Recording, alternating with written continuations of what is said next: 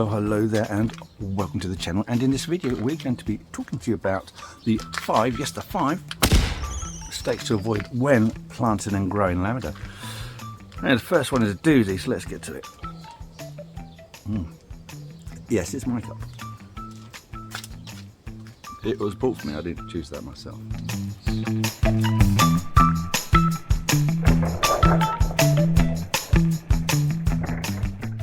Now, the first mistake is to avoid buying the wrong plant. There is no such thing as a lavender. There are 47 species, there are hundreds of cultivars, there are even hybrids. So when you're going to send your husband down to the garden centre to buy yourself a lavender, he really isn't going to know what to buy. And the problem is, the garden centres don't really know what they're selling. You may even have only one plant to choose from. It's probably not the plant that you're looking for. I mean, in the old days you used to get about 6 different forms. You get a variegated one, you get French lavender, English lavender, Spanish lavender, and depending on which country you're in, the French lavender could be a different lavender to the one that you expect in England. The Spanish lavender could be a different one. It just gets very, very confusing, so you need to make sure you get the plant that you want to buy, to get the flower colour that you want to buy, to get the size that you want to buy. You want to buy the gorgeous English Angustifolia Munstead, which is the dwarf English, which is my favourite lavender, then that's only going to grow to about 18 inches tall with a lovely dark blue flower on it.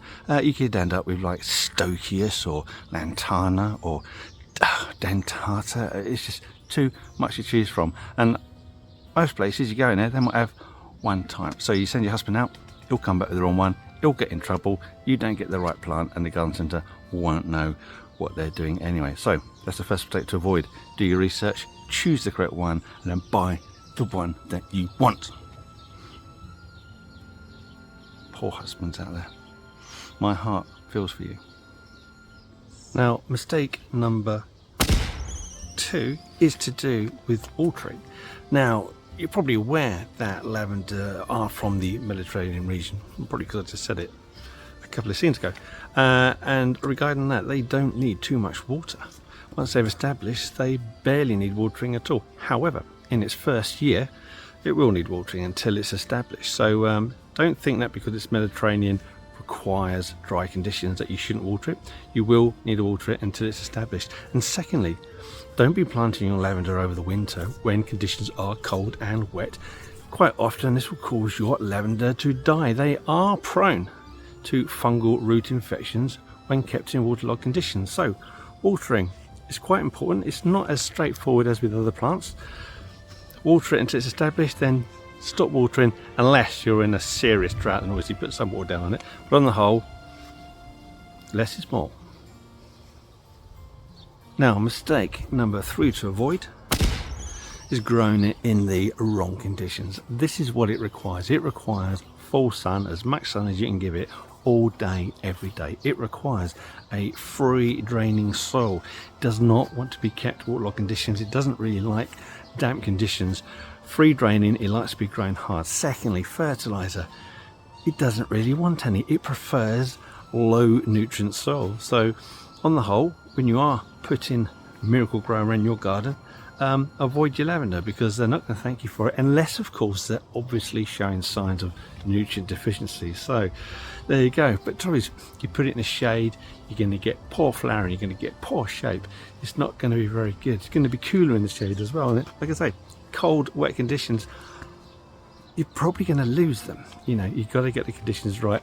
Get it right, and they'll thank you for it. Hold on a minute. I've got something important to say.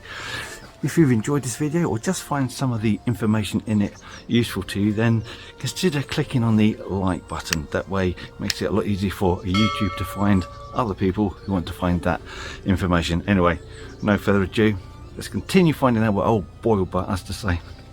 Now, mistake number 4, and I see this one quite a lot, and that's like pruning incorrectly and pruning at the wrong time of year. There's only one time of year to prune it, although the RHS says 2, but for me it's 1, and that's after flowering. So you are looking at August to September.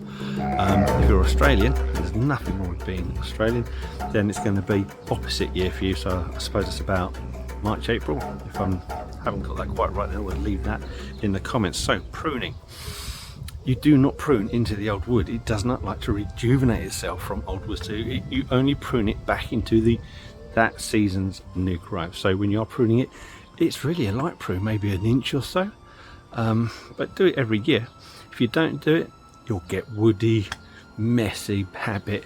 It won't flower as well, but prune it every year. It'll keep it in good shape, encourage more flowering.